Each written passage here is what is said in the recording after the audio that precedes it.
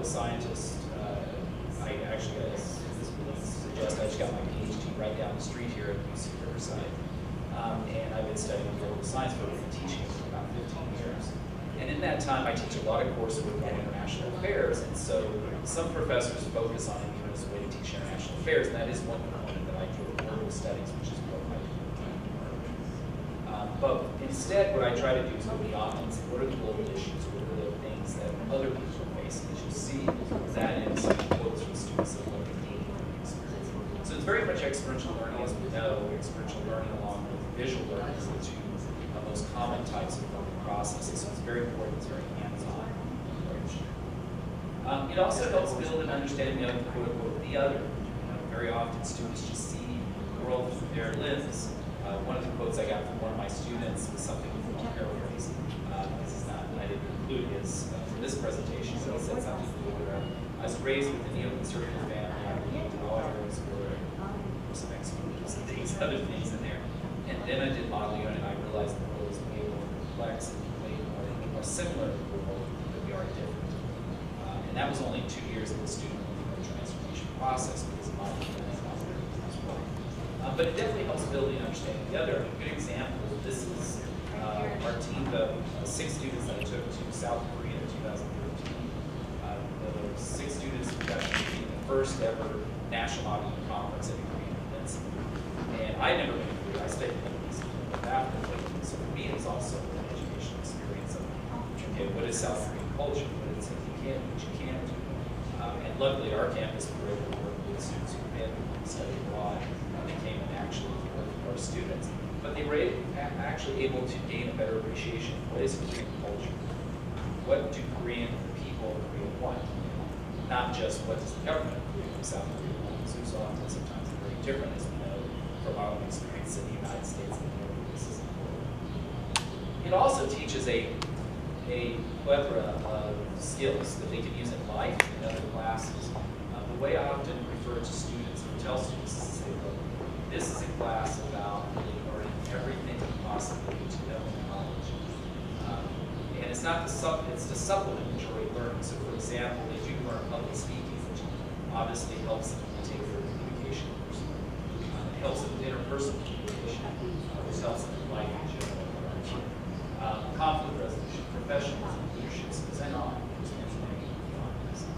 But all these skills are important to them in the classroom to perform at a very high level, to be engaged in whatever it is that they're studying, but also at the same time as something they can do in the classroom.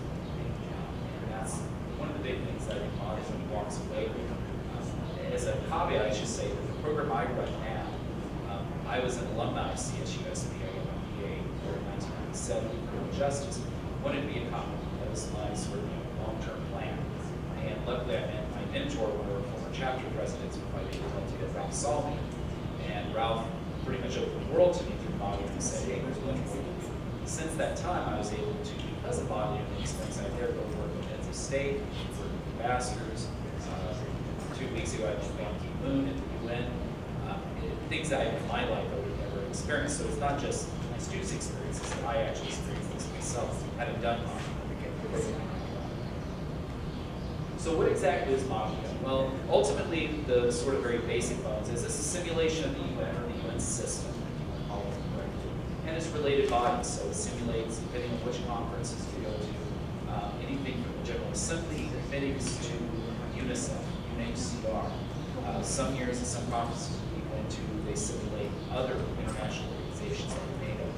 And so it gives the students a much more in-depth understanding. Now you would think, given this, that somehow or another this would actually create a situation where they're focused on the procedure. But I think what model unit really does ultimately is that it helps create solutions to modern global issues. The conference, for example, that I'll be talking a lot about today, that I know the most about, that I take the students to every year in New York City, the National Modeling Conference.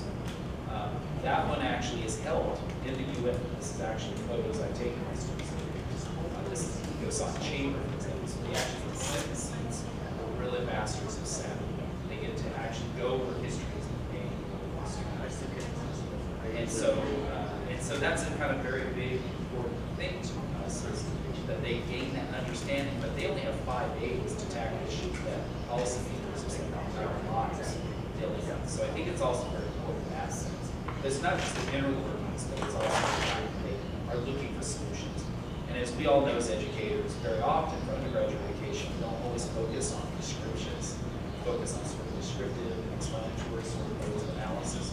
What this does is takes that to the next level. And what students have told me in the past, who've done our program and also other universities, is it actually allowed them to think at a level that made them get better in graduate school and in their professional career. Because it made them think beyond just the they can be. Students, of course, from Obonyo take on the role of ambassadors, or in some cases, representatives of non-governmental organizations. For example, this past year, our program, for the fall, we represent Morocco and Iran. And then for the New York conference, we just came back from, the students represented Azerbaijan and as volunteers or Doctors Without Borders. So they're actually gaining a wide understanding of what happens in the sort of online experience. And sort of that allows them to sort of think about their goals. They also learn about other countries, their policies, what is the reality of policy, what they really do, what they don't do. Very often I find with American students in particular is that they do believe that the world is what they see on MSNBC or Fox or CNN, all media outlets, and they don't realize that things are much more complicated and complex than that. A few years ago, we represented Iran, and you could imagine representing Iran is kind of a very tough assignment for American students, but I purposely chose the country to engage them and get them to think outside of the box. And in fact, what they were able to do is realize I had watched tons of footage of Iranian diplomats speaking at the UN. And when it was done, and asking them, what did you gain from it, they said, you know, I realized that Iranian diplomats are not managing. This is how things go. And that's true. Often diplomats are not that, you know, do not represent the policies of the head of state. They are there with national interest. It also often they learn that they don't always represent the people's interests too, which is sometimes challenging. But it's not just policies that they need to better understand, but I'd also a greater global understanding, whether it is in the case when we went to Korea, they had cultural visits, we went to DC, we'll be taking a group of our students to the Czech Republic next year, and that'll be in Olomouc at Lesley University, and then part of that will be a day trip to Auschwitz and Birkenau. So they will gain a better understanding, first-hand understanding of genocide that occurred during the Holocaust, and of course, work with those who associate themselves with that. 2 years after that, we went to Kobe, Japan for the National Obonyo Japan Conference. And of course, you can imagine part of that is going to be a trip to Hiroshima, so talking about what is the impact of conflict. By the way, I'm a conflict scholar, that's what I study, outside of teaching modern men, of course, we're going to teach. So for me, it's something very personal. I've lived through conflict, I've been involved in parts of the world where there has been conflict, as I was taking my students, I've been on the skill board a few times I've been to. And so I've seen this firsthand, and many of our students, by the way, increasingly at Cal State model are veterans of the armed forces. And I always thought that's kind of therapeutic, as some of my students have said, because they gain a different understanding of conflict and they've been through it for themselves. And they also lend that to the students in the classroom who have already experienced conflict. So for example, this gentleman right here, Kevin Gemma, who's now one of our MBA students at Cal State, is one of my students in the Korea team. He grew up in the Congo. So we went to the DMZ and we came back and I said, what did you, I was sitting in my hotel room and I said, what did you guys gain from that experience? A whole day trip to the DMZ. And Kevin said, you know, I've lived through conflict my entire life. This was a different form. He said, I can't put my finger on it, but I wouldn't have gotten that. And I always thought conflict's conflict until I actually saw different types of conflict. So I think Obonyo also helps with that. And also just exposing them to different people from around the world. This is actually not a picture of our group, but for example, a few years ago, this is the Galapagos Islands. National Obonyo does international conferences. 3 years ago, they did one of the Galapagos Islands, which you imagine can be kind of cool as our students focusing on environmental studies in a part of the world that is being directly impacted. So it's very, very important. It increases the global understanding. Now, model unit itself, there's no record really of when or where it began. There's a lot of debate that goes on about this amongst those of us in this profession The only thing we do know is that there were model League of Nations long before there was model UNs. In fact, there is an argument made by some that really the first model UN conference probably occurred in Harvard. There's a lot of debate about it. And so what we do know that Harvard, Penn State, and National Model UN, which next year are some of the oldest, that there were model League of Nations. So this attempt to teach students about global understanding and breaking down stereotypes is not a thing.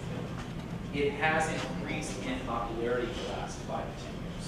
In the midst of the downturn in the economy, as we used to joke at the NCCA, the sponsors National Model UN, every time we meet, we said we found the only thing that was recession-proof, and that's Model UN. Because just as budgets were being cut for universities around the United States, Model UN programs were still being funded. And I think a large part of that is because of what students come back and say what they gain from. And it's not just awards. Awards are important, but as I tell my students, it's what you gain outside of them. That's very, very important. Now, we should be very clear, though. There are different types of conferences, and I won't get into all that. If you have questions, we can talk about that afterwards during the Q&A if we have time. But there's what we call sort of traditional Model UN conferences. So, for example, this is very traditional sort of what you would see at the UN placards being raised, a very formalized procedure. In fact, this is actually the United Nations Environmental Program, a picture I took a couple of weeks ago when I was in New York City. But then on the flip side, you do actually have what we call non-traditional, which we don't participate in at Cal State, and my students would love to, that include all sorts of things. And these are pictures, various pictures from those around the world. Fantasy type things, you know, Harry Potter being put on trial, all sorts of very interesting.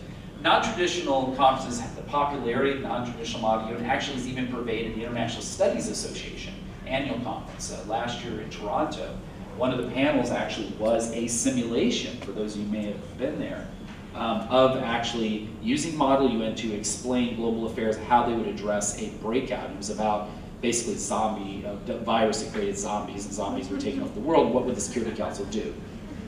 By the way, these were all IR professors who acted the role of ambassadors, which was fascinating, by the way.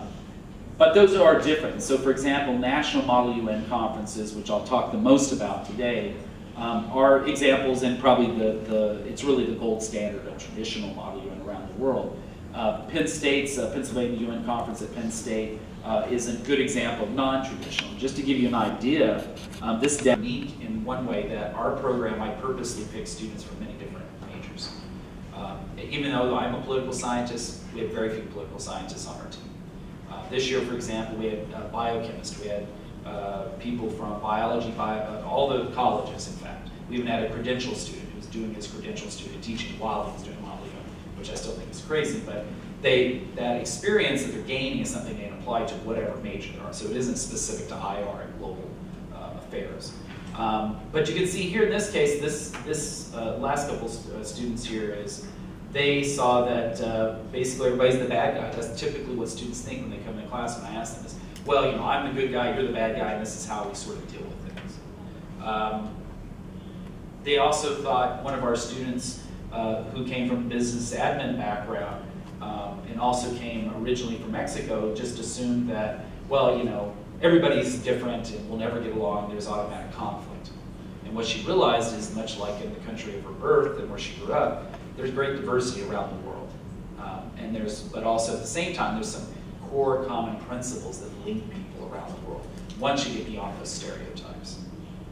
And then one of my favorite, who obviously is one of my graduate students, which is why he wrote a much longer, I think, explanation of his own, but he had done it for 5 years. And these all are students in various, 1, 2, or 3 years. He had done Model UN for 5 years with me. And he actually argued very simply that it really taught him more about how countries deal with each other.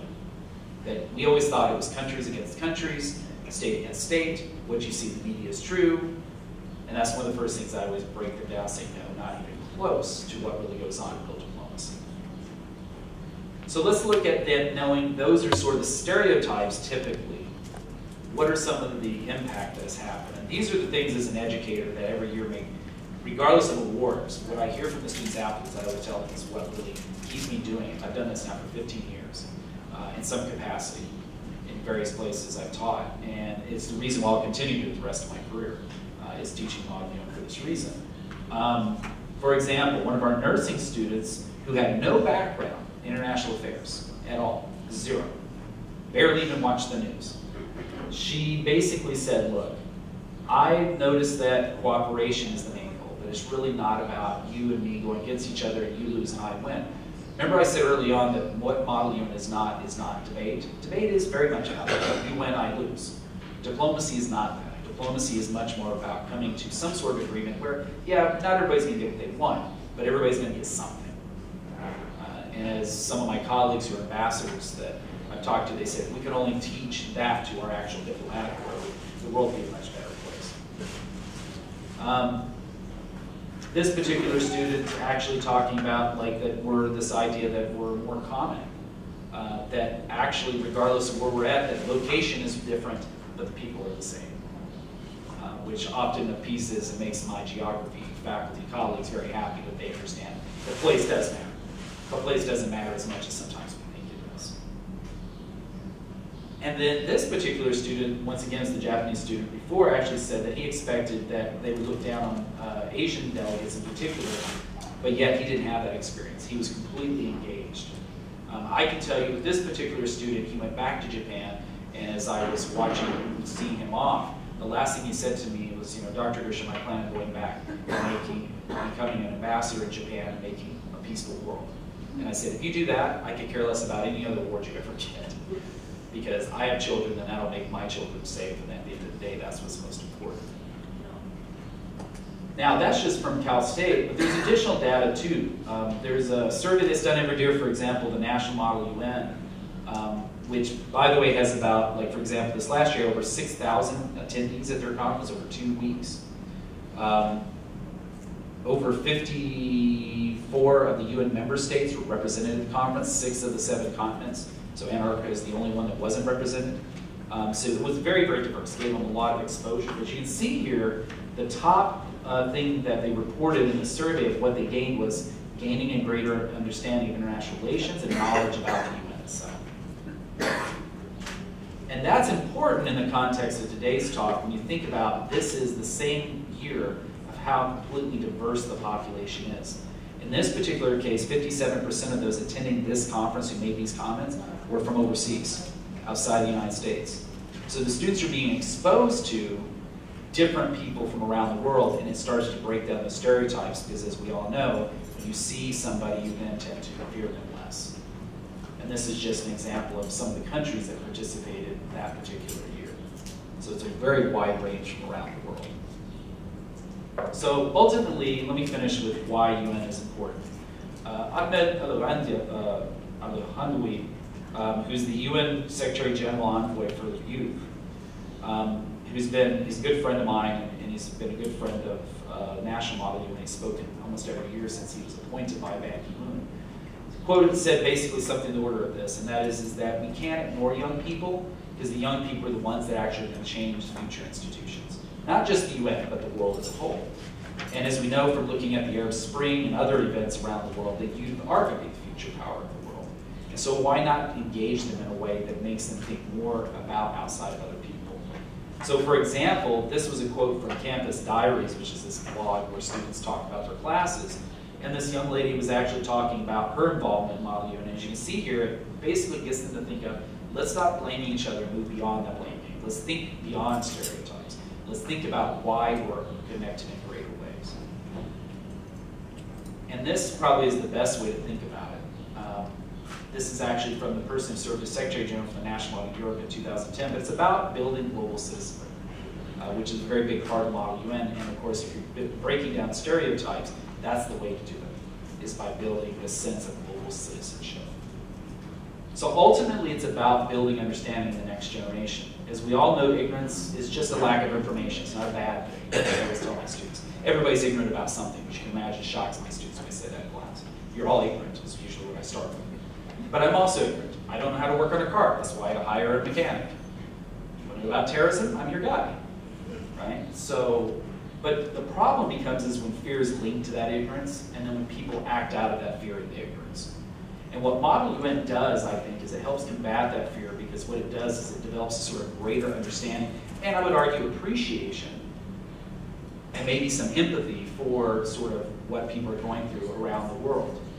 And so ultimately, I think what it's going to do is it's going to help us build a new generation of understanding that just doesn't exist at very high level at this point. In fact, one of the things that we're working on starting next year at Cal State, myself and some other colleagues from around the world, is building this idea of called PEC, Peace Next project. In other words, going to the local schools, K through 12, and working with them to actually create the same kind of things, model units at the lower level to help students gain that greater appreciation so that when they get older, not just because they'll be involved in model unit in college, hopefully in university life, but also that they will think about becoming sort of the objects of change. So with that, thank you so much.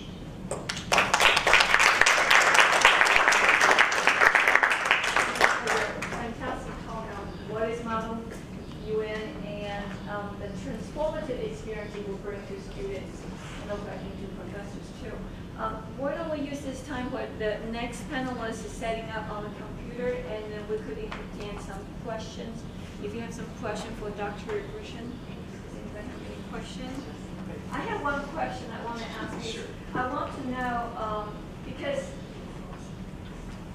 you have such a successful team, year after year after years, and your team has, won many awards internationally and nationally.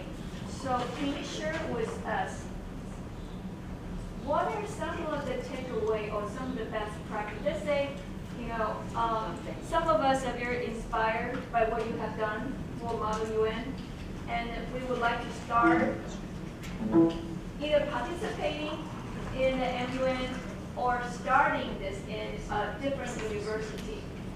And so what would be your suggestion? I would say probably the best thing, there's a principle that I wouldn't say I developed, I learned it from Ralph actually, my mentor, but he never really codified it. So we've codified it and we use it every year, and it's the way that I grade students, in fact, for the class that's associated with it. It's what we call the 3 Ps plus 1. And I tell them, I said, there's 3 Ps plus this other one that really makes you a diplomat. And this is also based on, because I've also worked with diplomats before as an academic, I've worked in this area. And so I say, you have to be prepared. You can't just walk in the room and just talk on the fly. Any diplomat will tell you that. Whether they're being told by their staff members, that's a different issue. But at the end of the day, it's about being prepared. They need to know procedure, because ultimately procedure is what will help them facilitate them getting that out. The other one is professionalism, which, as we all can agree, sometimes is lacking sometimes with students, but I think it's there, we just have to bring that out. And making them aware of what is proper behavior, what is not proper behavior. One of the ones I often struggle with in the generation now is being on time. And so I always have to constantly remind them, if you're on time, you're late, and if you're early, you're on time. And then the plus one is passion. And I tell them, I said, you're not always going to know everything. So preparation, you can only prepare to a certain level. You're only going to know procedures so much. You're only going to be professional for so long. But really what's going to get you through, not just Model UN, but I argue life in general, is passion. You have to be passionate about what you're doing. And, I always give the example of myself, and I say, look, I know I love what I do, and I think that comes to my students, because at the end of the day, I get up in the morning, every morning of my life for 15 years, and I go, do I enjoy what I do? I absolutely love being a teacher. Do I feel like I'm making change? Yeah, I'm not a policymaker, but I'm helping build future policymakers. And at the end of the day, do I enjoy what I do? And I do. I really, really enjoy it. So I said, if I can get up every morning and say that, then that means I still have passion for it. And I was telling myself, I made a deal with myself over 15 years ago when I started teaching. The day that I stop feeling that way consistently, more than a day, I'm going to quit and go do something else. Because that means I'm not going to be good at my job. I'm not going to be making an impact. And so I think that's the thing I try to get to them, is the passion is often there. And as I always tell every student who comes in our program, when they apply, I say, look, you can know nothing about Model UN. You can know nothing about the UN or about global affairs. I'm not good at a lot of things, but I can teach you about that. That I know I'm good at. What I can teach you is passion for learning and wanting to know more about other people in the world. And so I think that that's kind of a model that and I was telling them, it's not about me at the end of the day. I know all my colleagues at Cal State will sing praise, oh, he's fantastic. And I was telling them, no, it's about the students. At the end of the day, I'm just facilitating what is in them. So that's the way I think the best way to build the program. We saw that how students are becoming more understanding of the issues that are occurring. But does the nations that people have these stereotypes and misconceptions about them, do they benefit from the Model UN, and how they benefit? They do. I think by having students in many of the countries who are very vocal, because often the students who are coming from other countries, not just the US, but outside the US in particular, are going to be the ones who are being most vocal within their communities anyway. So when they go out and they interact with, for example, American students or students from other parts of the world, even maybe a country next door that they have problems with, they take that experience back. And I'll give you a very good example. Right in the midst of the student rise up in the student movement in Venezuela, there's a delegation that comes every year that's from one of the universities there that is not pro-Chavez at all. And in the midst of, before he passed away, and still the last few years, I remember sitting in a meeting and the faculty member came in and the person talking was from OAS or something. And so they were like, oh, you know, and this is what we think's going on. And she got up and she said, you know, I hate Chavez. I'm a faculty member, which I thought, wow, that's bold. I can get away with that. I'm not quite sure it was going to be. But she's come back every year. And what she says is what's been great. That was their first year at the conference. Is that their students go back and they talk about what people really think about people in Venezuela. And so that goes out and ripples through society. And I think that's a big part of what happens. We saw that about 6 years ago. Ambassador Joseph Melrose, who's a former U.S. ambassador to Leon, used to bring a delegation to the conference from Science in Pennsylvania. He actually brought the first delegation from Iraq in the midst of the war in Iraq, 2004, 2005. They're bombing people, things are happening. He brought a delegation of Shia and Sunni, by the way, students to produce a film. Not only did that change their view of what Americans thought of Iraq, but also it changed, it educated the people in the audience, Americans as well as non-Americans, about what really the people in Iraq believe and what they think. And the fact that they're just like everybody else. They're just going through this very horrible experience because of other conditions. Same thing we saw in other delegations from Sierra Leone, I mean, around the world. So I think that's a big part of this. They go back, and as I always say, they act as ambassadors for their experience. And that's one of the greatest things I think about Monument. One last question. So practical, we lost our IR competency in NIU. Is there anybody other than an IR professor that can do this, in your view? Yeah, I think anybody who has really the passion to want to teach students about global issues. I happen to be trained in IR, but I'm not in a poli-sci department, as you guys probably heard. I'm in a geography department at Cal State. It's a longer reason for that. It's a long story. But the funny thing is that our campus, because global studies is housed within, at least right now, and will probably continue to be until it's its own major, is housed within geography and environmental studies. What I end up finding is I get a lot of geography students who are really there to study alluvial plains and mountain ranges and geomorphology, and I bring them in. So I think anybody can really teach it as long as they have a passion for it and they have the skill set. And I will say to everybody, because it's a good sort of segue to this, to conclude, if you want to start a Model UN program, if you want to teach students, do not hesitate to contact me. We'll share all of our information. We'll share our syllabus. I'll even come to your campus. I know some of you are from overseas. I'll talk to my wife about that because we have no babies at home. But I don't mind doing that because one of my jobs, and I should have said this at the beginning, but one of the reasons I talk a little about National Model UN is that I'm the vice president of the National Collegiate Conference Association, which sponsors National Model UN. So not only do I do this as a teacher, I volunteer my time to actually continue to educate people through having these conferences globally. And so one of our jobs as the NCCA is really to promote, whether you like the UN or not, doesn't matter. At the end of the day, it's about these other things we talked about. And that's one of the things I often say to students. You can be teaching at a campus, in a community where they hate the UN, I mean hate the UN, politically, and still create an award-winning program. One of the best examples of that is one of the colleges that I taught at, I was the first to build a program there.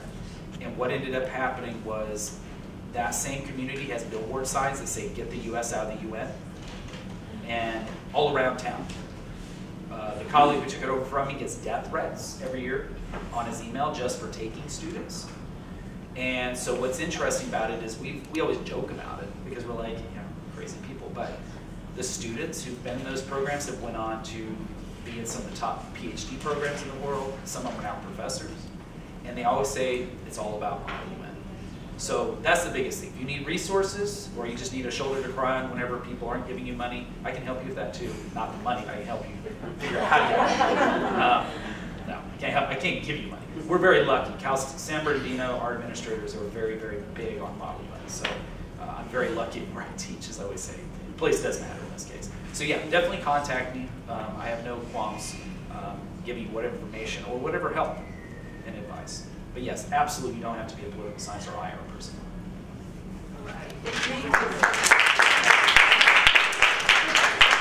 Any more question? We have the break, and then please feel free to talk to Dr. Kevin Grisham afterward. So, and I hope after this talk you're so inspired you're going to join Model UN or start a Model UN in your own university. So now we'll just move on to our next session number 7, the Global Classroom. So welcome, good morning, and we are going to start starting like 10 minutes late. So we are fine because we are only going to have 4 talks. So if you want to start, the first one is flipping classroom for international students. So what are we going to do is they are going to have 20 minutes, and I'm asking them to go like 17 minutes, so you can have 3 minutes for questions. So enjoy. Are you ready?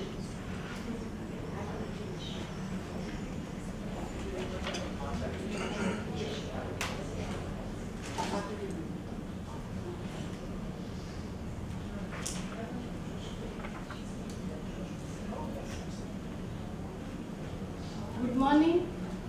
My name is Carolyne Obonyo. I'm a graduate student at Cal State University, San Bernardino. I'm studying instructional technology as a master's program. And today I would like to speak about flipped classrooms for international students. This is a model that was employed by my professor, who was the instructor, Dr. Emily, in facilitating an action research class in which I was a student. And first, I would like to express her apologies. She could not be here with us to do the presentation because of unavoidable circumstances. So please accept her apologies. So what is flipped classroom? Flipped classroom model is a type of instruction that takes place outside of the class and inside of the class. So for the outside of the class activity, the students are in a position to access the course content in advance, and this course content entails all the activities that the students are supposed to take, the readings, the assignments, discussion part of it, the quizzes, and they do it before coming to class. So the majority of the course content entails a pre-recorded video lectures where students watch the videos and they participate in responding to the question raised by the instructor.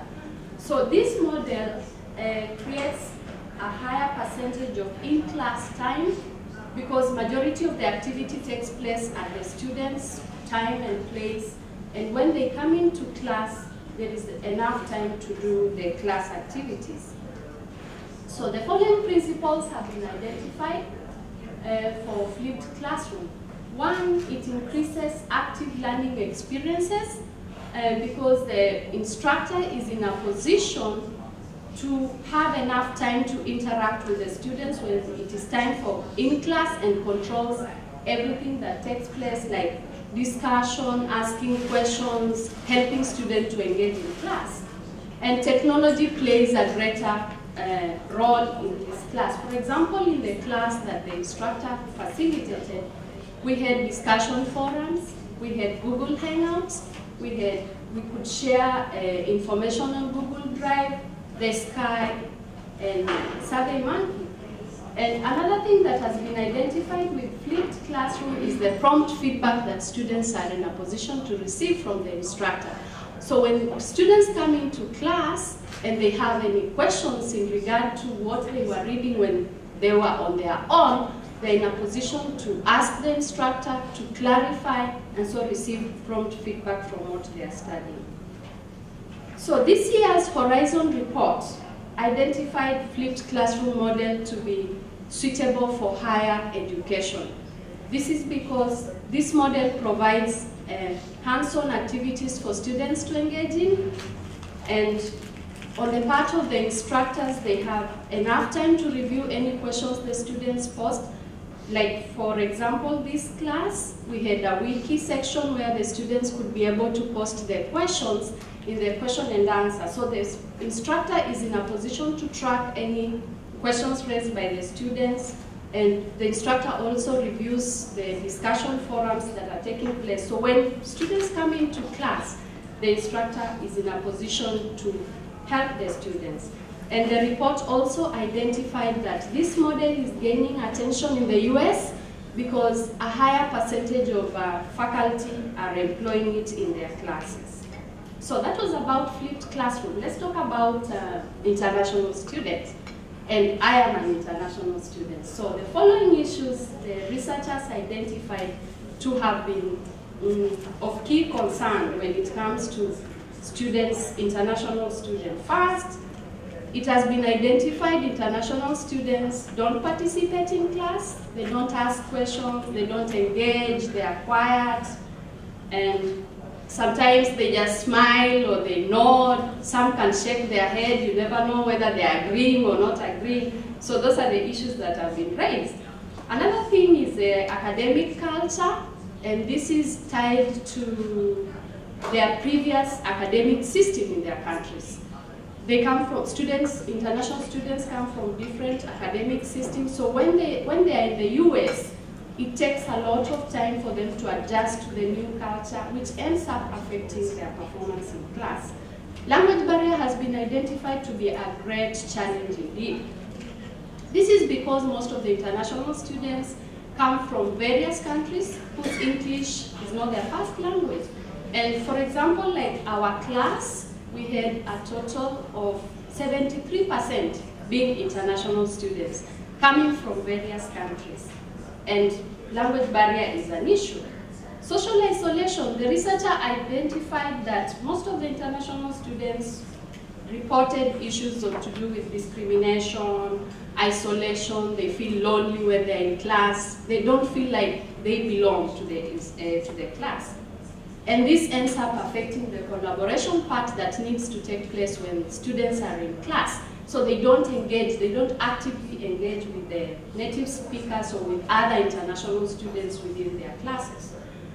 Appropriate skills were also identified to be lacking in the international students, and these are critical thinking skills, problem-solving skills, and independent learning skills. And another issue is homesickness. And this one I also faced it because when I came in here, it was my first time, and I was looking for any black person. I could not see anyone, so I was like, oh my goodness, I'm lost. Eh? You have those questions, and we ask so many questions to ourselves, and you end up answering those questions by yourself. So you feel homesick, and if this thing can domineer in a student, it ends up affecting their performance. And the last thing that was identified, there were several, but I just picked key issues, is culture shock. And of course, the issue to do with food and all that, if it can domineer in students, it ends up affecting their performance. So let's narrow down to our classing specifically. This was an action research class where the instructor had several objectives, but some of the objective students were to explain the action research process using the 9 steps of conducting action research, and then students were to collaboratively conduct an action research study, choose their own topic, go through the 9 steps of facilitating action research study, a topic that it was related to instructional technology, and thereafter present their findings to the class. So since flipped classroom model was employed, we had outside of the class activities and inside of the class activities. For the outside of the class activity, this was the main thing that was taking place. We had the blackboard, which acted as a central location where the students could access all the course content, and this course content were chunked into 5 learning modules. And the main thing were the video, the recorded lectures which students watched. There were the reading activities that took place, and the instructor had some quizzes to test whether students learned. whether students read those reading materials. And then there was the online discussion, which was discussion forum. Students posted their assignment on the Blackboard site, and every student was expected to critique, to provide input about the other student assignment. And one thing I realized about our class is, like, when it comes to typing and computer thing, the students were so active, because sometimes I could lag behind day 1, day 2, but when I check in day 3, I'm realizing, oh, everybody is like commenting and they are giving feedback, they are giving inputs. So outside of the class activity through the Blackboard site, it was so active.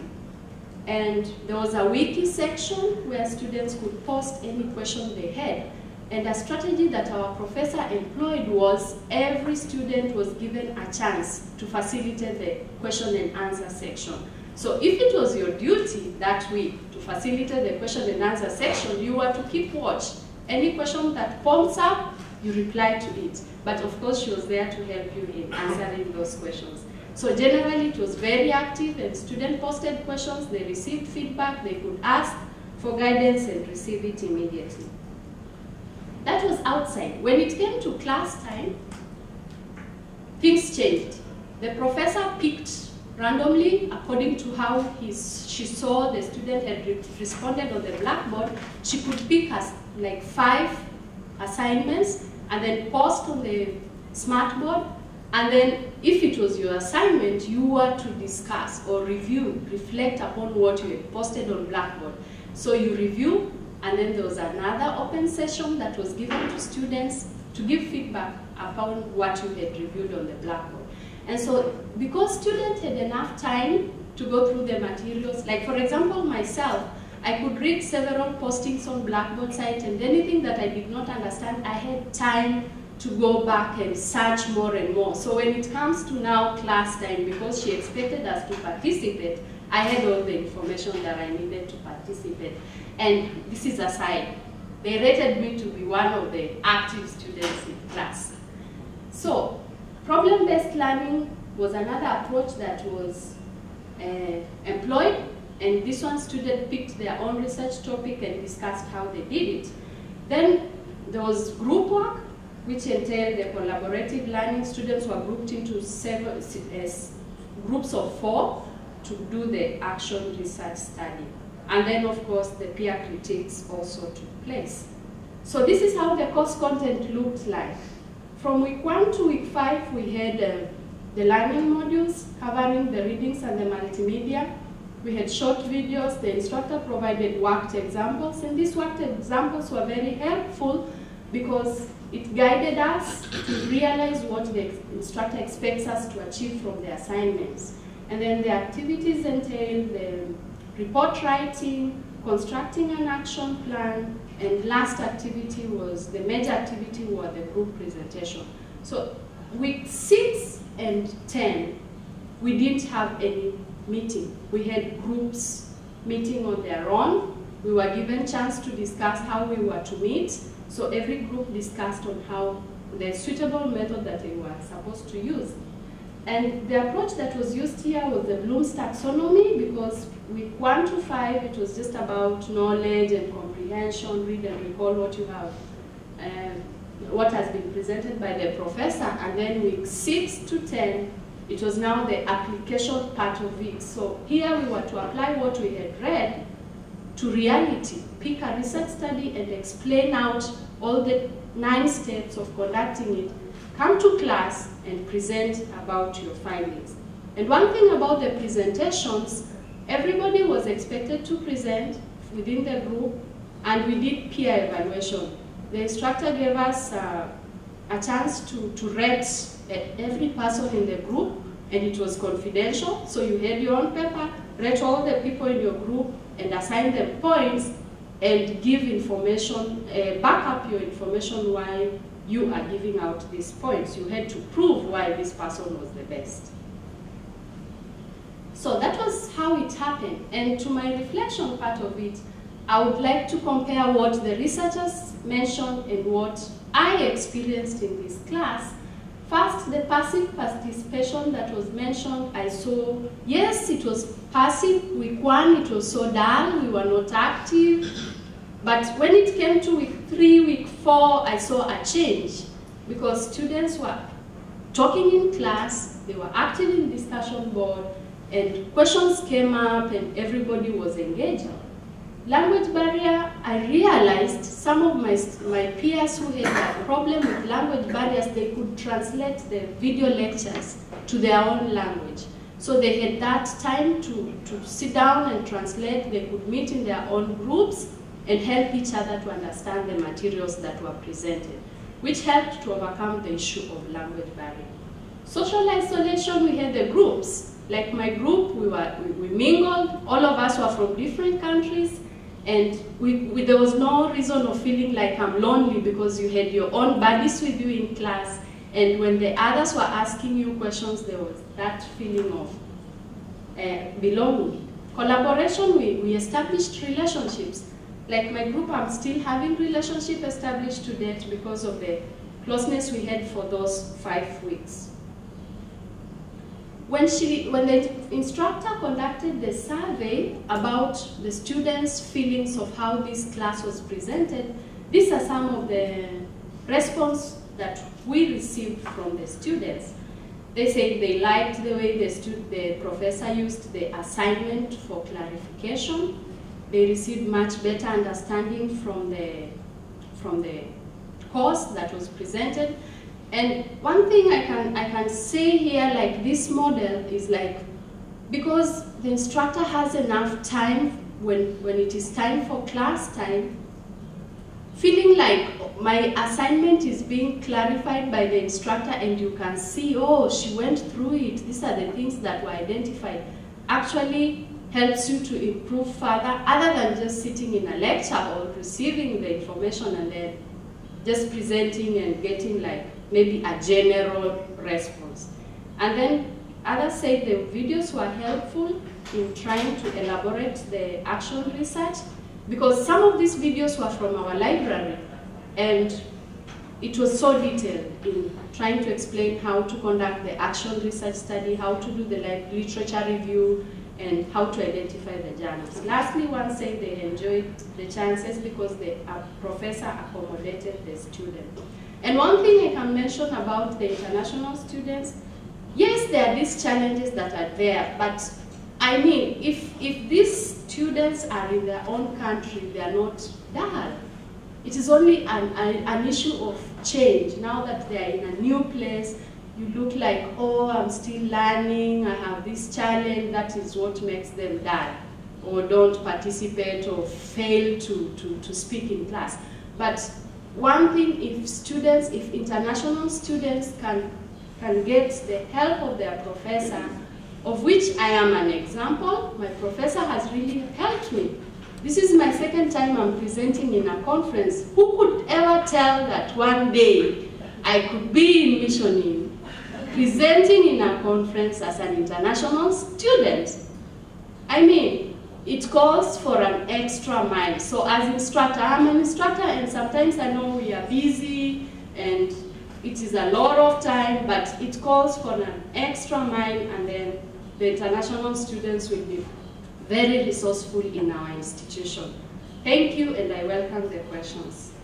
Oh, no, I have conclusion, sorry.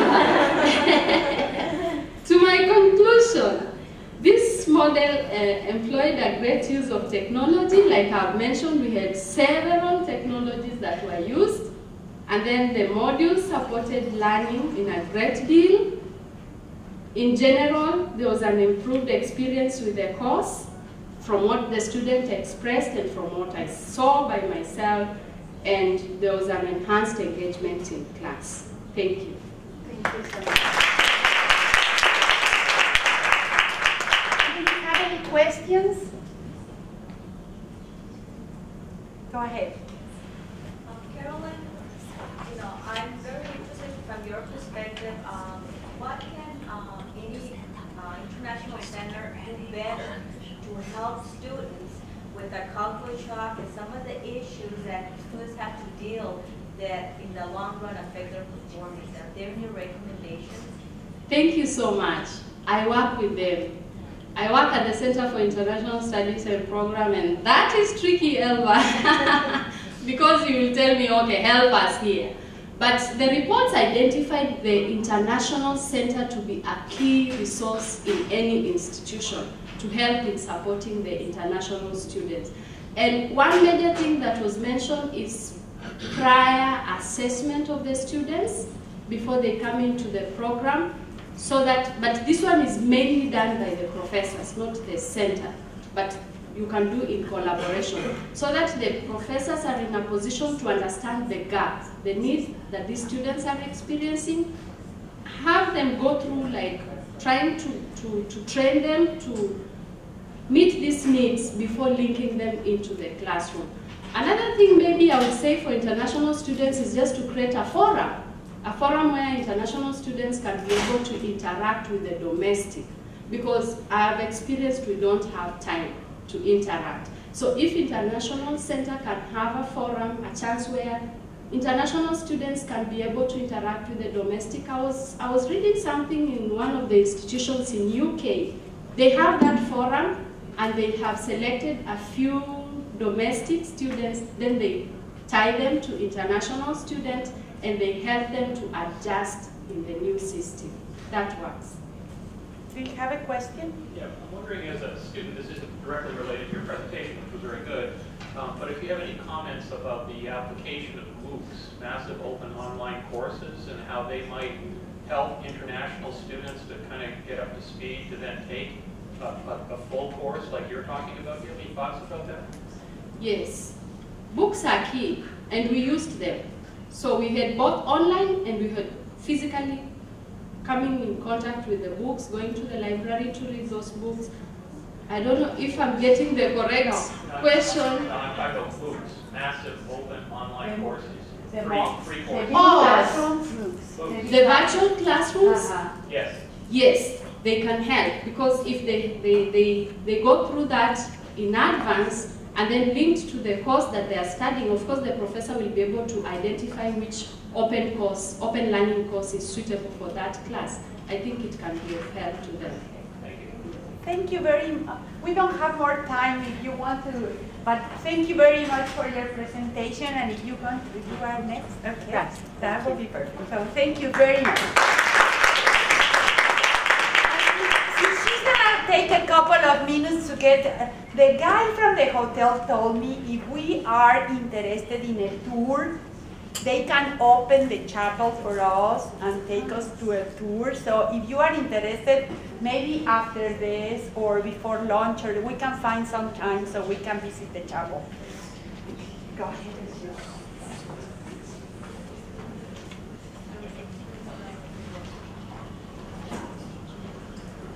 Good morning. I'm Virginia Dixon. I'm a professor in the Department of Educational Leadership and Policy Studies at CSU Sacramento. And one of the opportunities I've had in my career is in 1990, Jimmy Carter and the Carter Center established a project called Project Global 2000. And the design was to bring to China some techniques that are used in the United States to assist principals of schools for children with disabilities. I was one of 7 Americans selected in 1990 to participate in this project, and I spent a month at Central China University in Wuhan working with 45 school principals. And one of the opportunities that came as a result of this is that the Ministry of Education in China had such excellent feedback about the experience for these principals that they asked the Carter Center to do another such project in Southwest China in Chongqing the next year. And I was one of the 2 people selected to do that. So that began my opportunity to really implement some of my training. I did my doctorate at Columbia. I taught in New York City and Harlem for 8 years. My training is in history at the College of William and Mary. And then I noticed my students in Harlem seemed to have a lot more needs than what I was prepared to deliver as a social studies teacher. And I did a master's degree in special education at Hunter along the way to help introduce me to broader levels of needs. One of the things I then had a chance to do in 2007 was to work as a visiting scholar at Zhejiang Institute of Science and Technology in Hangzhou, China. And it was my privilege to co-teach a class with a teacher of English at this excellent university, Professor Qiaoyan.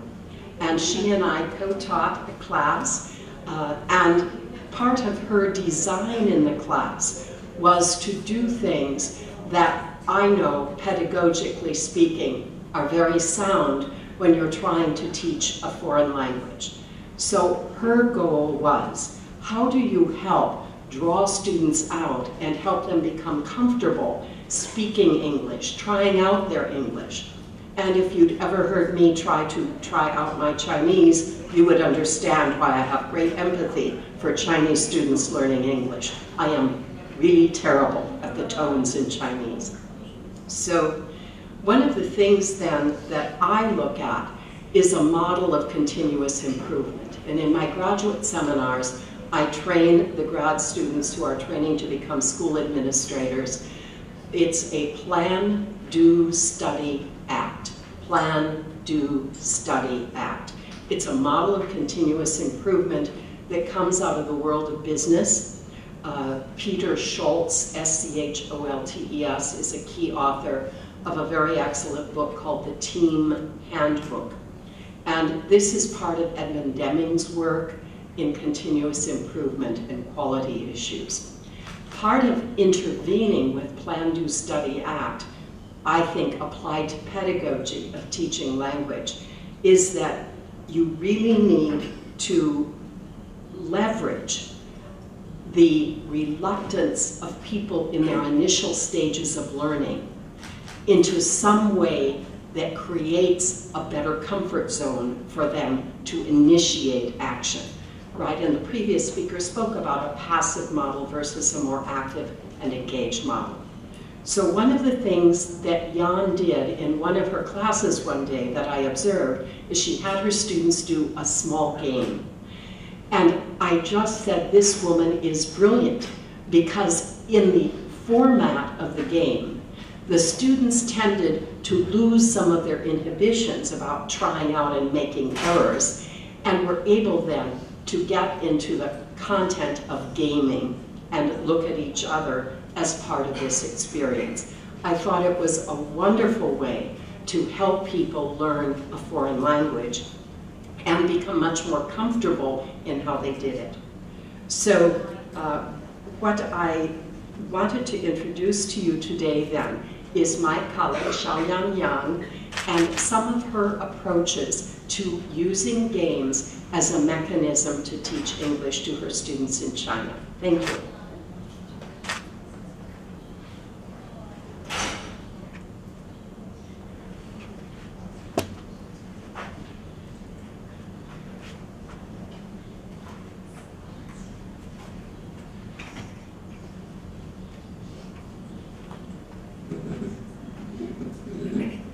Good morning, everyone.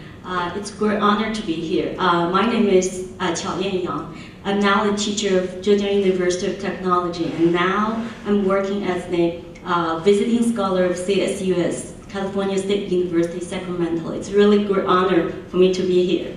And my research is about application of games in college English teaching in China. First I would like to introduce you some of the background information about the situation, how students learn English. First, I would like to say that English is a mandatory courses in Chinese universities and the colleges. This is the must. They have to take this course during the first 2 years. And then after their 2 years of studying English, they are required to take the college English test 4 or test 6 according to the language level. They have to, otherwise they can't get their degree. It's a necessity and it's a must. And then there are some college English curriculum requirements by our higher education ministry, by Chinese government. So this is I think the government pay much attention to this curriculum.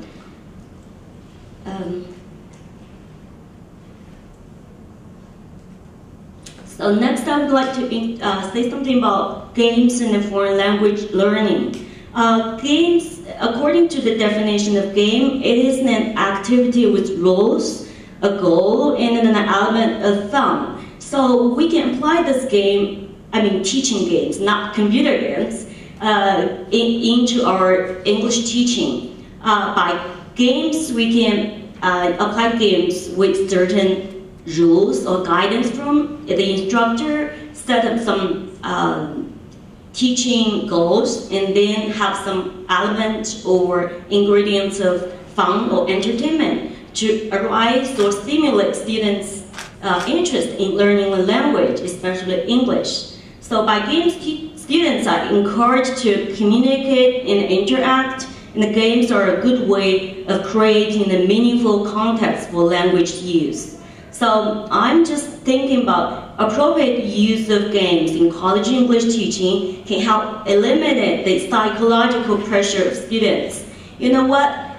In China, students are used to, especially during their high school, English is one of the 3 subjects that every student have to take. They are required to take this, but I should say everybody in China is learning English. You can see if you go to Shanghai or Beijing, you can see almost everybody can pick up some simple Chinese, some simple English, but the only pity is that they can seldom speak English. Probably I guess that's kind of cultural thing in China. Most people in China are kind of conservative. They don't want to show off or to say something in front of the public. They are just afraid of making errors, to lose face. So lose kind of dignity, self-dignity, or still students are not confident in speaking English. During their education in high school, they are used to the style of student teach you and you listen. You students sit there, calm, still, and you listen. If you wanted to interrupt your teacher, it supposed that it's unpolite. So this might, I think, in applying games into English teaching, I would like to stimulate their confidence to speak something in English. Still, games can improve students' interest in learning and efficiency. For the methods of game application in college English teaching in China, I focus on 3 aspects. First is vocabulary. Vocabulary is one of the most important parts, which is required by the college English curriculum. So for this part, I would like to, I usually use the method of word guessing. For instance, I might ask two pairs of students to come in front. I might list a group of words on the blackboard. Before the game starts, I would let all the students turn on and to look at what words on the blackboard or on the screen. And then the game will begin by one of the students will just trying to, we'll have the competition for 2 pairs. The first pair, one student will stand, he can't see what was written on the blackboard. The other will trying to explain, trying to describe, or trying to add something to give the student some hint, to let him know what this word is. And then the students will get a better understanding. And then the other pair will do the same. During this process, students kind of find it's kind of fun, and they will just give a better understanding about the words they are learning during the text. For instance, like the word frustrating. Frustrating is one of the keywords in CET4 in China. So frustrating, for instance, students will like act like, then she will try to describe.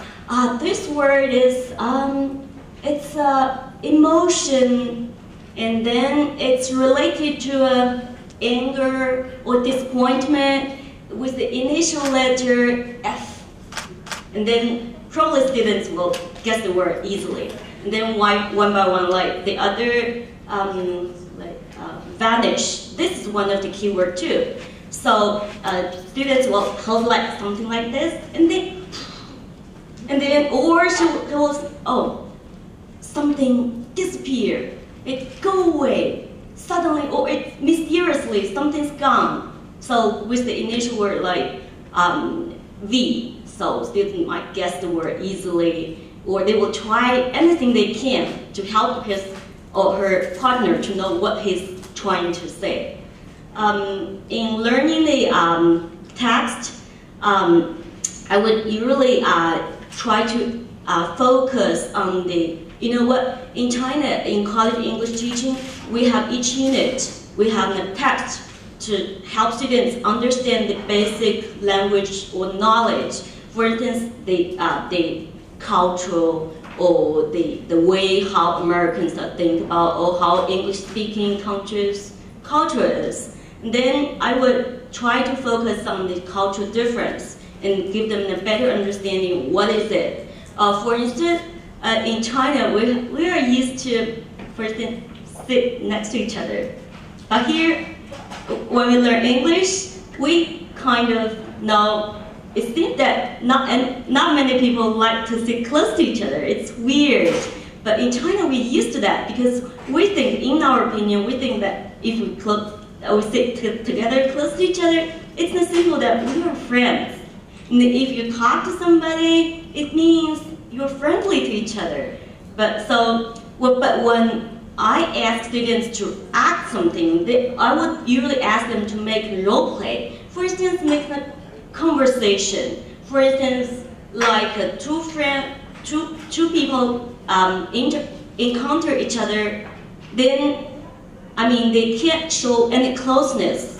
So that's the cultural thing. So, or I might ask them to make some scenario dialogue or have some debates or speeches. For instance, when the theme of the text is success.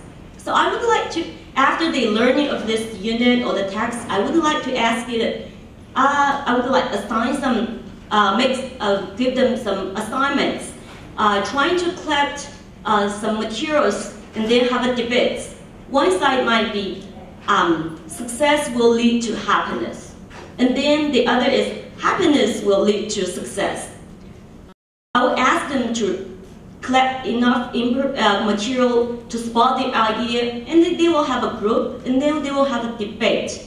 So that may be fun and help them to practice English and to learn some basic English structures, sentences, etc. Or I might ask them to have a speech, like a speech competition during a certain period of time of the class. For instance, I would like ask them to imitate some of the famous speech by United States presidents. So in this way, they can understand the text better. In speaking, the third part I'm focused on is speaking. Speaking is very important in learning the language. Everybody knows that in learning English, you have to be fluent and accurate in terms of listening, speaking, translating, reading, and writing, all these aspects. But in Chinese traditional teaching and learning system, especially in high school and senior school, students don't have enough chance to speak. Even when we talk about CET4 or National Examination for College English, National College Examination, entrance examination, they don't have chance to test their speaking. So that's why I'm trying to focus on this part. For this part, I would usually use the game of gossip relay. For instance, I will say some word, phrase, sentence, or story to one of my classmates in front, my students in front. She or he will just pass these words or sentence or anything to his friends. Sorry. So next might be the pronunciation. I will focus on it, use some tongue twisters or have some role play competition. For instance, I would like to ask students to have this tongue twister. So I don't know whether there is someone who is not native English speaker can help me to to do this? Or is there anyone who is not English major? Great, thank you. Lady first. Suppose that you are one of my students. Thank you for cooperation. So we'll see. For this part, I would like students to pronounce this and say which spells best. How can you spell it? So would you try to read the sentence for me? Okay. Yeah, thank you. What is yeah. Should I read it? Yeah. Would you please read it? Yeah, oh. Sure. She sells the seashells on the seashore. Good. Okay. So I think you have an excellent pronunciation, but can you speak faster? I got right. Yeah. She sells the seashells on the seashore. Good. Thank you. So I will ask group competition to speak as low as accurate as you can, as fluent and as accurate as you can to have the competition. So here's my questionnaire about. I'm sorry, I don't have enough time. There's a questionnaire for students and degree of student satisfaction with their English learning class, and there's a comparison of questionnaire result too. And degree of student satisfaction with their English class before and after the application of games. And my conclusion is that teachers' role as the result is that students' degree of satisfaction with their English class changed after the application of games. And then most students are more willing to practice in activities with the games applied in their English class. So there are some conclusions about how to apply games in English class too. And here are some limitations that I need to work more. Thank you.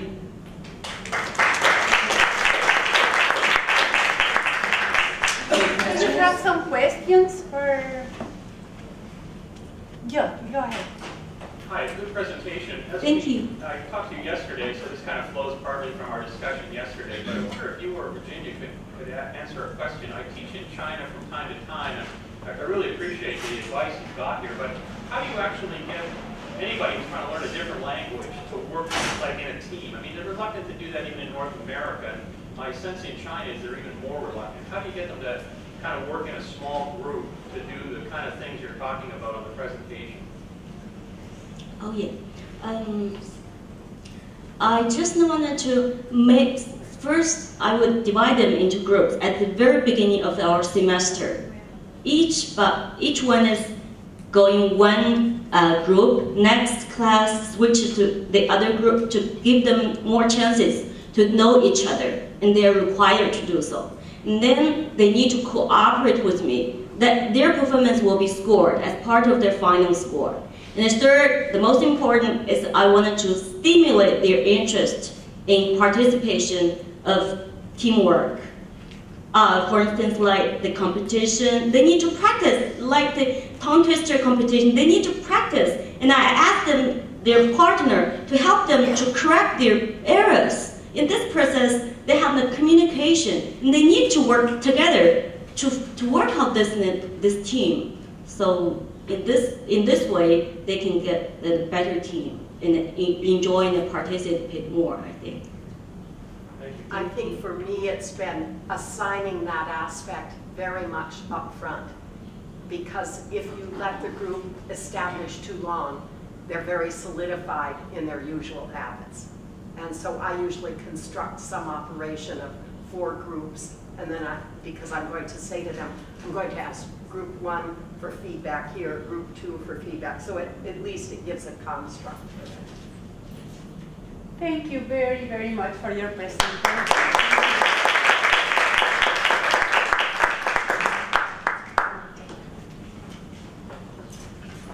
Our next presenter is going to talk about global literacy through school libraries.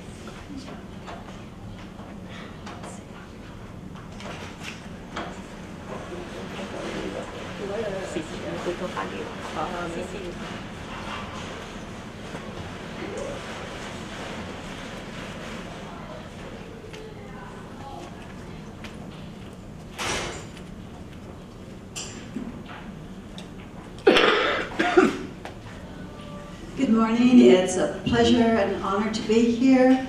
I teach teacher librarians. Those are librarians who work in K-12 settings at California State University, Long Beach. And I'm also active in international aspects of school librarianship. So today what I'll be sharing with you are some issues about global literacy, the role of school libraries, and that works very well with academic libraries. So I think you'll see the transfer easily. And then one example in terms of how this can be played out. So this is an example of international.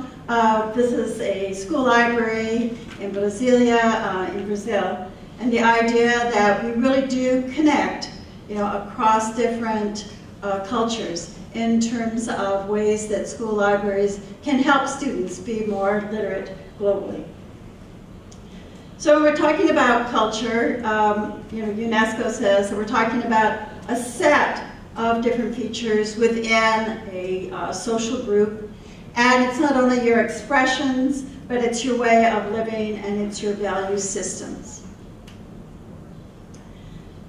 The American Association of College and Research Libraries has been looking at cultural competencies, and they set up a couple of years ago competencies in terms of cultural understanding and behavior. And so their emphasis here is the idea of working effectively in cross-cultural situations, to be able to respond appropriately and respectfully to people with different kinds of backgrounds, and also to affirm those people's values. So, we've got cultural competence. Is that the same as global competence or global literacy? Not exactly. And that there still is competition and discussion about that. But this is probably the best that I've seen in terms of components or indicators of global literacy. And they're split into three pieces. One in terms of knowledge, and so some indicators of that is being able to analyze, issues, be able to trace connections, see trends, explore different perspectives. In terms of the social, or soft skills, competencies, is to see how people interact and be able to listen and communicate with them and to work in groups, just as we heard a couple of minutes ago. And then there's also habits of mind. So, understanding about shared interests, being informed and modeling global responsibility. So again, kind of echoing what we've been hearing prior. So how does technology impact that? Obviously, we're able to use technology to have a greater access to information around the world. And in that process, we'll sometimes, misunderstand things because we don't get the context of it. So there's a really great need for us to be critical thinkers and to be good digital citizens. And that is to use information appropriately and to use technology in order to contribute to our community, which can be international in aspect. So where do school libraries fit into this process? And when I say school libraries, while my focus is in K-12, I also want to extend that to higher education. But one reason that I push on school libraries is because we don't want students to have to wait until they're 18 years old in order to have some sense of global literacy. And we also have students who might not have formal education after they graduate from high school. So the earlier, the better. So what are some of the reasons that school libraries are particularly positioned, in these younger grades? Well, for one thing, they are kind of the main group in order to provide physical and intellectual access to a wide variety of resources, and particularly now with the advent of technology, internet, social media. Because there should be open all days, there's a greater opportunity for students to access that information and to be able to use resources in a lot of different ways for a lot of different subjects. In addition, librarians take great pride in being able to select materials that support the curriculum and that can also include global literacy and help to package that information to make it easier for students then to engage with that.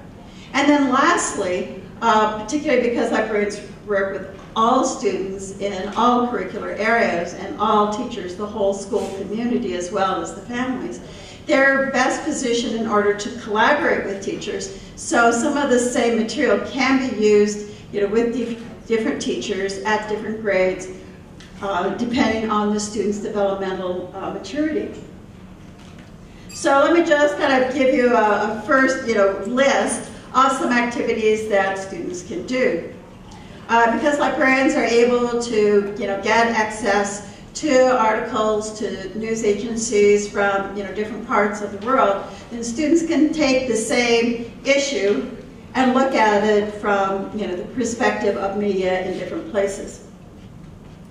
They can take just one particular issue, such as the spread of disease, and add in small groups, for example, then students can look at what that impact is in terms of politics, in terms of family life, in terms of the society, etc. They can also think in terms of processes. So the whole food chain. Where is food created and raised? How is it marketed? How is it disseminated in the world? Who is able to buy that food and use it? So that's a very concrete piece. And they can start to understand also things of competition, whether oranges are coming from Spain or from California or Florida or Israel. Again, we want to build on students' interests, so fashion, for example. How is fashion impacted by culture? And so students might look at certain kinds of dress and see, compare that with traditional clothing from other countries and see how those designers have drawn upon those different traditions. Obviously, gender is really interesting. What are the differences in different cultures? How has that changed over time? So you can have a really good grid in terms of that issue. Looking at international companies. Where do they come from? Do they start in the United States and then go expand elsewhere? Companies that are from other countries, and where do they expand? Where do they get their personnel? How do they market in different countries? The issue of outsourcing is very important. And how do people decide in which country they will do outsourcing? So there's lots of potential in that. Obviously, they can compare educational systems. That can be done as easily as e-pals, but they can also do research online, looking at websites. They could do virtual tours. So there's lots of different ways to approach that. Even the idea of media and how that works. Is it from the country, from the government? Is it entrepreneurial? What are issues of censorship? What kinds of news is important? Even how news is laid out, how often people talk, how many news channels are there, what's the purpose of social media and different kinds of channels. All of these are really ripe for understanding about global situations. And then different kinds of rights, particularly of youth. And they find that to be really interesting. Again, it can be a gendered issue. And you can also look at issues of disabilities because there's a lot of different practices throughout the world. I was lucky to create a course on comparative school librarianship at my own university. And this was a way then for school librarians to find out what are the resources, the services, the role of school libraries in different countries. And we were able to have real-time chat with school library leaders in 7 different countries. And students were able to really get a more nuanced idea about the differences in libraries and also some of the same problems. Getting collaboration with the teachers, trying to find appropriate resources, dealing with limited budgets. So they had a much greater appreciation, for that. And the discussion also helped them to understand more clearly how they can help students who are, from different countries, who, new Americans that need to be served. And so these were some of the conclusions that my students were able to make as a result of this course. Foremost was the idea of learning about those students, learning about their backgrounds, what were their prior experiences with the library, and how then we can make them comfortable in the current setting. Librarians understood the importance of finding what we call cultural mediators. So it might be a group of, for instance, in Long Beach, there's a huge group of Khmer populations. And so then being able to connect with the cultural folks there can then help their own students. Being able to then share students' own experiences in terms of whatever the concept is that they're discussing in class, and also helping them to stay in contact with their first culture by providing them maybe with websites or news feeds, etc., so that they can still feel connected. Librarians also have to look at their own resources in terms of what kinds of possible biases or stereotypes and how current that information is. And then the libraries are also a great place for students to connect with each other, and so that they can share in their own language. And you can even have different interest groups so that students can make those connections, as well as inviting people from the area or to have them Skype in or do webinars in order to talk about these different issues. So let's just take a look then at one specific way that we might provide some experiences for global literacy in school libraries. And again, a lot of what I've been saying I think works just fine in higher education. You can just go in more deeply with that information. Again, in UNESCO, there's a really big push on cultural heritage. That's also really big in libraries. And so UNESCO says that we should be really looking at cultural heritage, being able to nurture it, make sure that we're able to archive it and share it so that folks then can build on it. So I just wanted to share with you a few websites that are particularly rich in terms of making those kinds of connections with cultural heritage, to identify them and then to build on them. So UNESCO has one that's called Memory of the World, and they have designated what they call national treasures, not only of textual material, but also dance, poetry, musical instruments. The International Children's Digital Library is very rich with children's books in a lot of different languages, and sometimes they will have pronunciations aloud so students can actually hear the language, and in some cases they'll also have translations. And so you can find these by motif, for instance, Cinderella stories, or family issues. I'm also very active in the International Association of School Librarians, and one of their main projects is one that's called Gigalit. It's basically an opportunity for children around the world to contribute original artwork, poetry, and writing. And they'll have different themes each year. So like one theme is just jokes. And as you probably know, jokes are very culturally defined. So being able to see what works in one language or culture and not in another is a rather interesting insight. This is from the Smithsonian, the idea of visualizing cultures. Again, visuals are sometimes considered as international, but even then you will have some cultural definitions, connotations that are only really understood once you understand the culture. And all you do is just look at all of these images here, and there's so many different cultural references. So this is another way to bring understanding, is through those different images. Another one that's neat is Electronic Cultural Atlas Initiative, another international piece. And again, it ties in geography with culture and lots of cultural heritage pieces. And then finally, there's a wonderful initiative that's now probably about 10 years old called Global Memory Net, which is it's an international repository of textual and visual and realia artifacts that students then can draw on.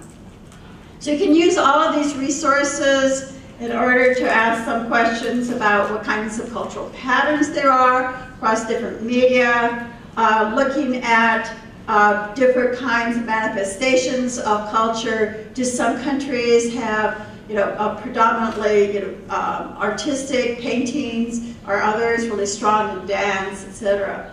You can also look at different kinds of values, whether it's, family or identity, and see how those are represented in different cultural artifacts. Looking at how the interplay between the arts and social and political events, as well as the kinds of messages. So these are just the beginning set of questions that can help stimulate your students to think about global literacy and be able to draw upon the library's ability to select and provide the physical and intellectual access to this myriad of wonderful resources. So this last picture is from Taipei, and these are parents that are talking about literacy and some of the global aspects while their children are in the back room. And this is really what we want to do, is to have that shared understanding about all the wonderful ways that we express culture and then can become more globally literate. Thank you.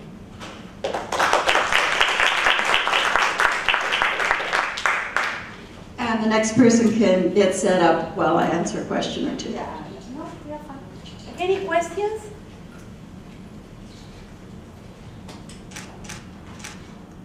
So thank you very much for your presentation.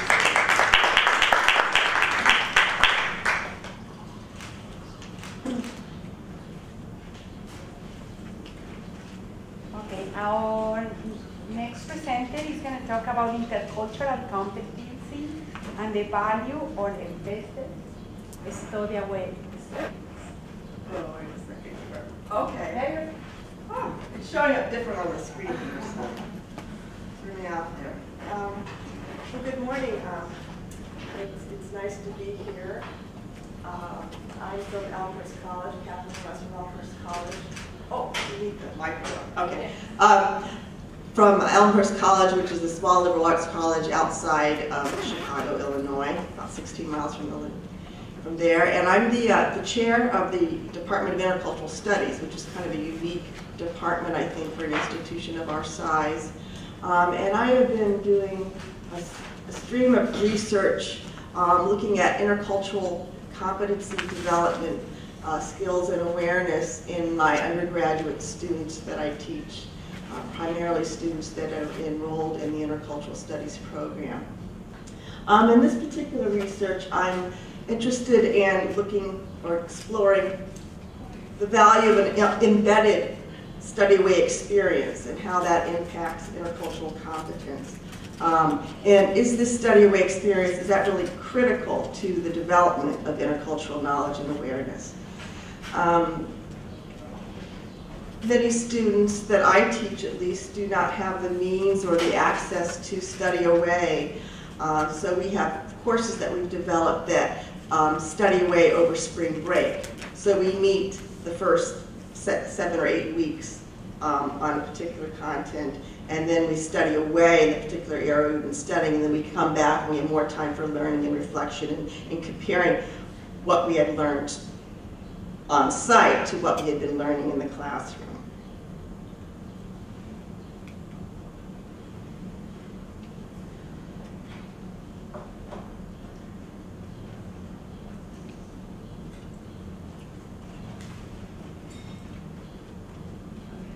I know there's a lot of text on here, but basically I wanted to explore the importance of study way experience in developing intercultural skills. The students' intercultural development was measured by the change in the Intercultural Development Inventory. I don't know if you've heard of this instrument. It's been around for quite a while. It was developed by Milton Bennett, and it's a proven theoretical. It's based on the developmental model of intercultural sensitivity, which is a proven theoretical model. And what I did was I wanted to look at intercultural competency, skill, and awareness development under 3 different conditions. The first was a course that I taught that was focused primarily on intentionally to develop intercultural skills with no embedded intercultural experience. The second condition was a course that was not focused on intercultural competency development in particular, but it did include an embedded study away experience. And lastly, a course that included both intentional assignments and approaches to develop the skill set in addition to an embedded study away experience. And there, just briefly, the results did show that under condition 1 and 3, there was a very small difference in the change. Both findings were that there was a positive change, increase in intercultural competency, but the difference in it was very small, whereas in the middle situation, intercultural competency development did not really occur, at least as measured by the IDI.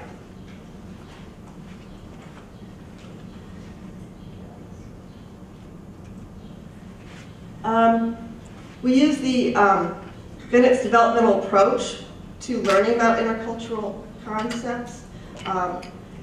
DIE stands for describe, interpret, and evaluate. So it kind of forces students to stop and just simply describe something.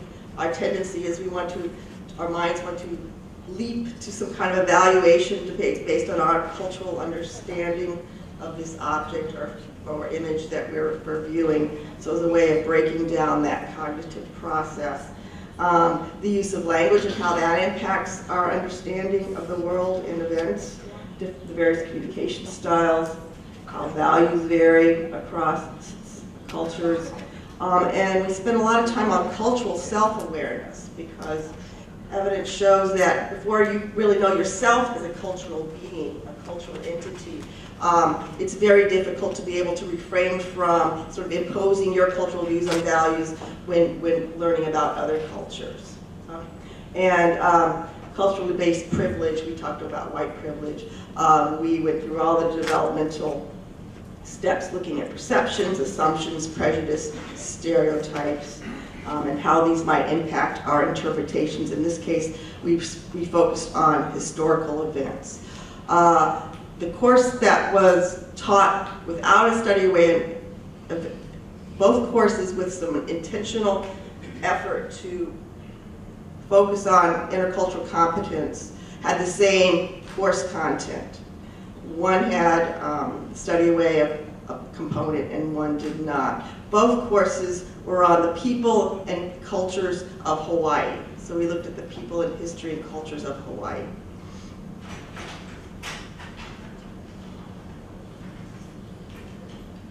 So, just for example, this is a photograph of a plaque that was taken in a park. It used to be called the Audubon Park on the north shore of the island of Oahu, and it just sort of describes an historical event from 2 different perspectives, from the perspective of the Native Americans and the perspective of the white, invaders or discoverers, depending on there again what language you use is going to be very telling about one's viewpoint or worldview. But the important thing here is the last sentence. This tragedy resulted from a misunderstanding between 2 cultures. So it was nice to see that was being recognized on this plaque.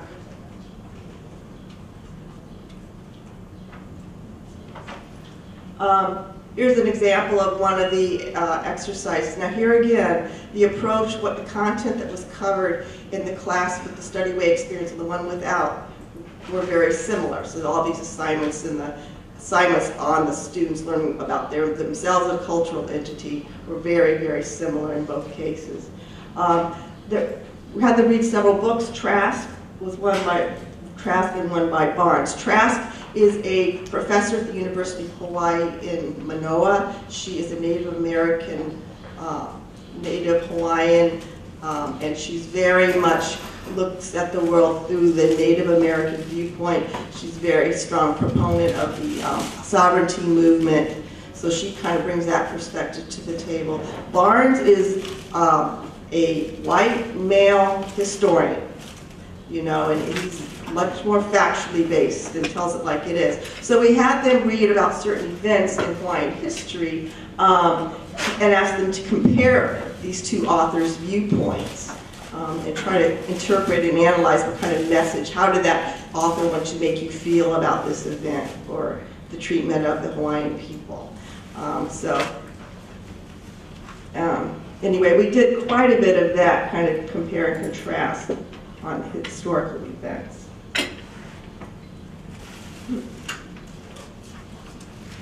Okay, here are some students. This is the classroom that was classroom only with no study away component. Here we are Skyping with, it didn't work as well as we had hoped it would. We tried to create a Skyping session with some professors from Hawaii to bring something into the classroom. So that was kind of an exciting way also to use some technology as well.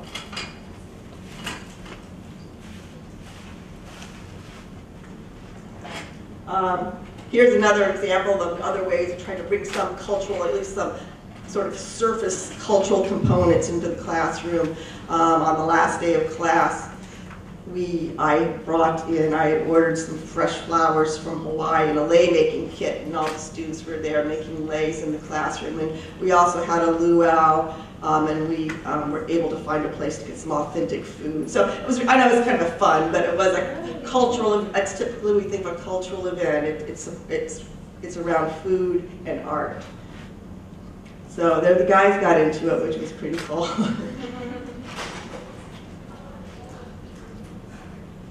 So that's the first. I apologize. I'm not used to this version of PowerPoint.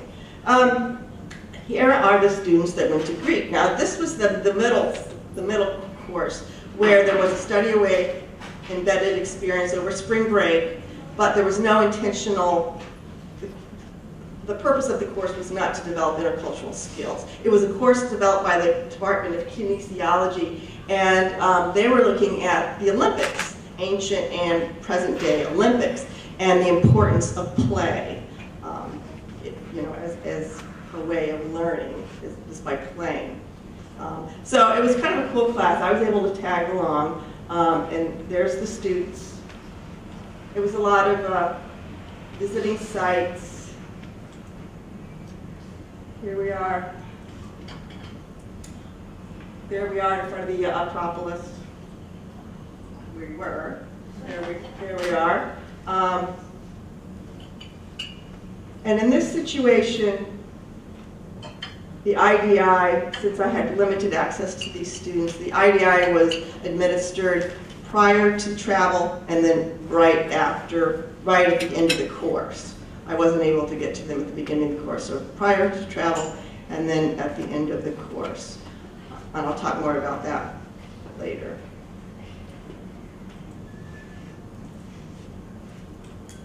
Okay, now here is a group of students and faculty that went to Oahu. There we are in front of the statue of King Kamehameha. And this was a little bit of a mixed group. Most of these students were intercultural studies majors or minors. A few others just, hey, wanted to spend spring break in Hawaii, and learn more about the cultures.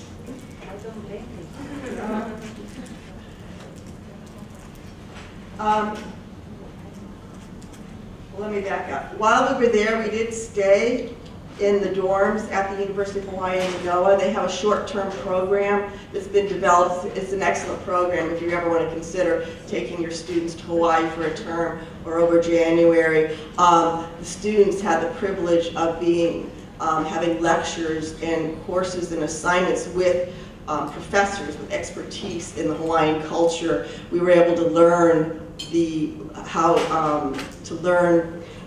some of the languages, at least the basics of the language and how to speak it. And we had a teacher who was willing to work with us for about 2 hours on the hula, the understanding of the hula and the movement and the stories. So it was really a fascinating, rich experience that I'll never forget, and I don't think they will either.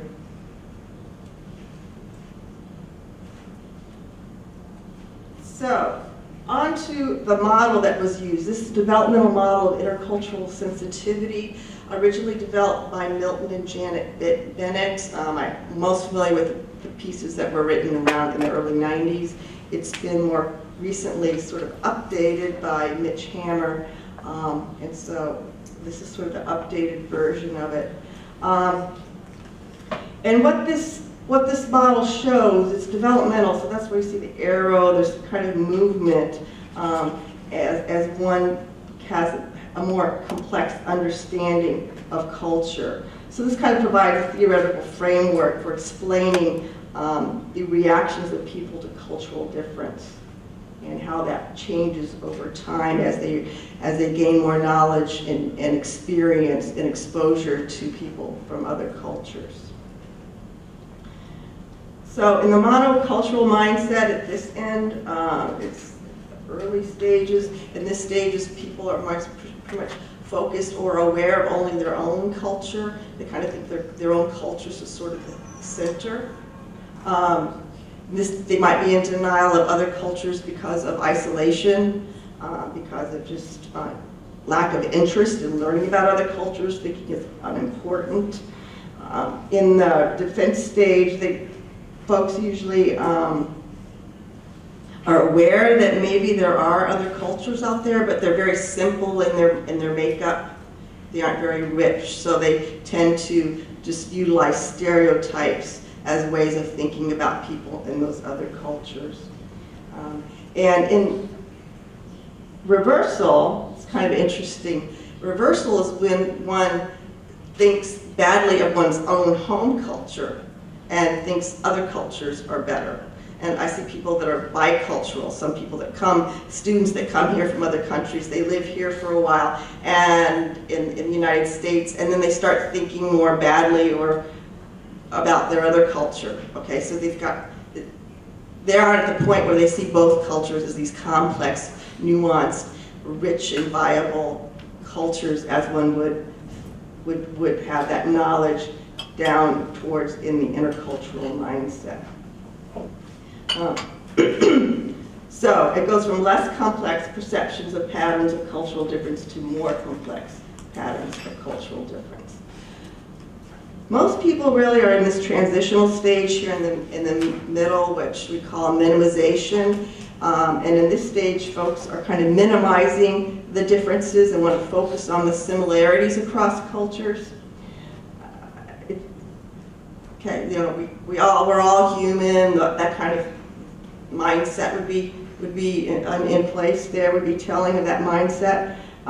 So, for example, they don't really understand cultural.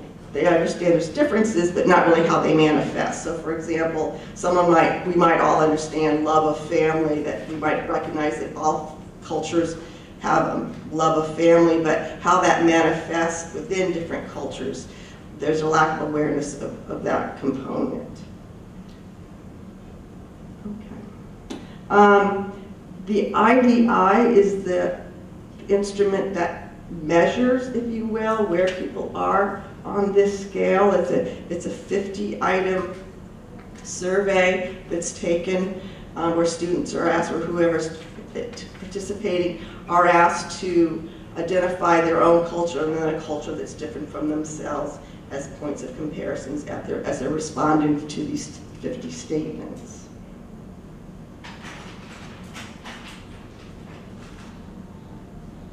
The IDI was administered in condition 1 and 3 at the beginning of the class and then at the very end of the class. And as I said, I'm under condition 2, where there was no intentional focus on intercultural learning. It was, the IDI was administered right before travel on spring break and then again at the end of the course. So there was some little bit of variation. Just an overview of the results. Yeah, small number of students. This first case was a classroom only, where we had the luau and whatnot. That was no study away component, limited interaction with professors from the University of Hawaii. We can see the pre and post test. So there was an 8% change score. In the study away only, the trip that went to Greece that was offered by the Department of Kinesiology, there really was no change, like 0 change. And classroom plus study away, there was an 8.44 change in the score. A little bit about this scoring. This range can be between 45, let me make sure, no, 55 to 145, with the mean score being 100. So people in minimization would have the scores around 100 with a standard deviation of 15. So you can see that the students started off at different places. The classroom plus study away, those students were more culturally aware when they started off, but they became even more culturally aware. In fact, with a score of 122, they actually moved into the intercultural realm, which is a major shift in one's worldview. Study away only just kind of stayed a little bit below the mean. The classroom only came in at a very low. You know, they were very much in more the denial stages, but were able to improve their score somewhat. So I know we're running late here, so just a quick conclusion. Intercultural learning can take place without cultural immersion. So that was the important part of it that I wanted to determine, given there are many students that do not have the means or the access to study away, but do want to develop those skills, intercultural skills that are really so critical to success in any field in today's global economy. So thank you.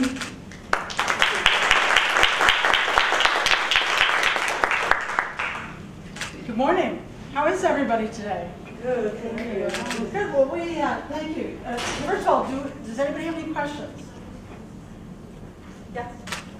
That's a very nice study. I very much appreciate it because we know that study abroad alone doesn't do it. It was very interesting to note also that here you are chair of the Intercultural Development Program, which is great, that's wonderful. And the narrative of privilege so consumes us that at one point you were referring to a white male historian and said, he's factually based and tells it like it is. It's indicative of the power of that discourse. It tracks us. So I just thought that was an interesting thing to remark. And I know you didn't really mean that yourself, but that's... Yeah, that was a little flippant. Yeah, but thank you. Yeah. When you're working with a new group of students, maybe you don't quite know what level they're coming in at as far as cultural awareness, how do you get a feel for where to start and what to bring in first? And in my case in particular, I may be working with high school students that I don't know ahead of time. Yeah, that's really important because you want to meet them where they are, to make any headway. I often, those cultural self-awareness kind of exercises where they explore who they are. We talk about cultural groups and affinity and identity, and that can be kind of telling of where they are. So I start off with self-exploration. Students, are really typically very interested in themselves, okay, and who they are. So that's a good book. And then after reading some of the assignments, I can get a better sense of how much exposure they've had, other cultures, and their level of understanding. What's also useful is a tool. I use discussion board a lot on Blackboard. So I'll have them make an initial post and then have other students respond to their posts. And students are, you know, they're very diplomatic, but they will kind of call out their peers on certain things. So it's a way of them respectfully learning from each other. And it's interesting to see that unfold. Okay, last question. I have to make an announcement real fast, but go ahead. Okay. So when you were talking about the model, you said that most people are in the minimizing stage. So how do we go to the, can you explain more how do we go to the acceptance, and then what is the adaptation stage exactly? Well, movement research shows that people get stuck, if you will, in the minimization most often because they haven't been able to overcome their own sense of cultural awareness. They're not to the point yet where they can kind of put their cultural learning aside and not use their culture as a constant point of comparison when it comes to for judgmental, you know, judgmental reasons. So, and then being able to see the full viability of other cultures, kind of acceptance stage. Acceptance doesn't mean one necessarily has to believe in all the practices or methods within that particular culture, but just accept that it's a viable way of being, another way of living in this world. And then adaptation is being able to sort of absorb some of the cultural differences and see the good in cultures and the not so good in cultures, and kind of creating your own culture, being comfortable moving in and out of cultures. Yeah, a lot of ease and comfort and desire. Okay, there's a lot on it.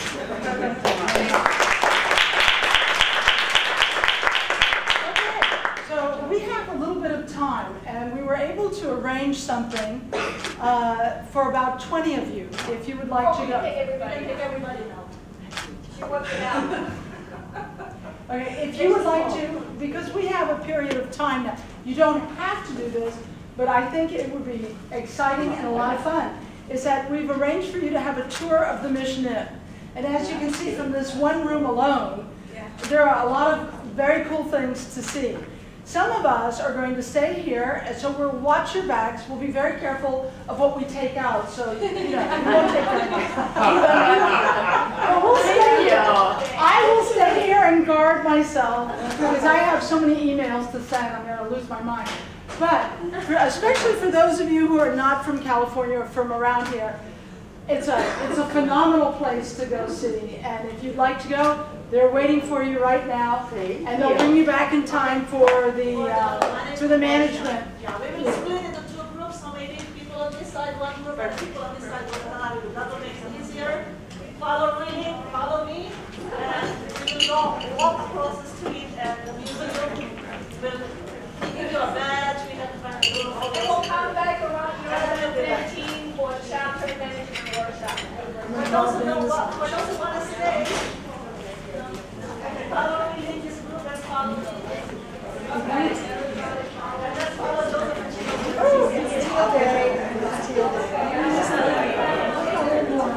Anybody want to go to Zhejiang?